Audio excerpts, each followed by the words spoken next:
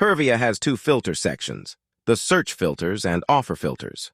We'll start with the search filters. This section has 6 filters: refresh intervals, idle interval, desired locations, automatically solve CAPTCHAs, time zone, and notification number.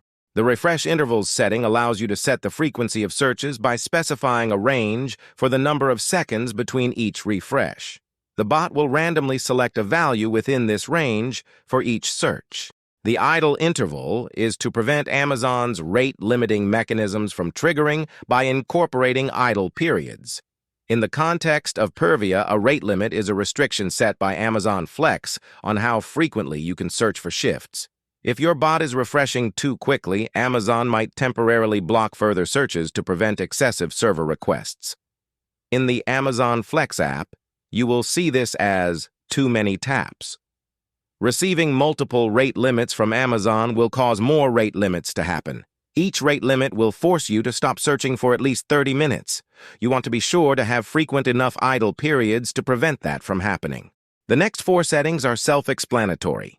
Desired locations are the locations you would like to accept shifts from. Automatically solve CAPTCHAs allows you to set if you want Pyrvia to solve the CAPTCHA or for you to do so manually. Time zone is your time zone. And finally, notification number is the number you would like to receive text notifications to. Now to the offer settings. On this page, you'll notice a drop-down that was not included with the search settings. This drop-down is to set settings for one specific location.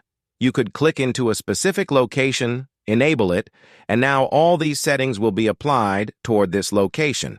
If a location is disabled, it will use the all location settings instead. Be sure to not confuse this drop-down with the desired locations setting on the Search Settings page.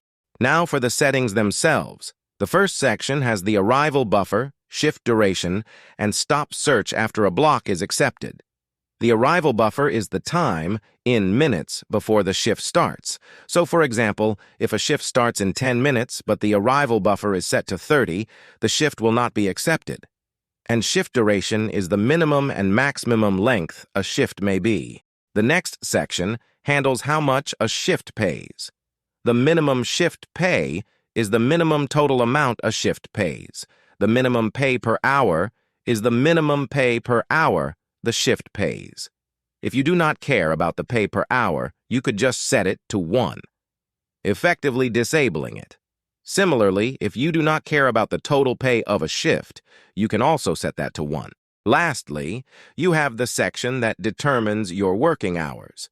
You can click into any of these working hours to edit them, allowing you to change the time, or to enable/disable it. You could also add more working hours by clicking Add Hours.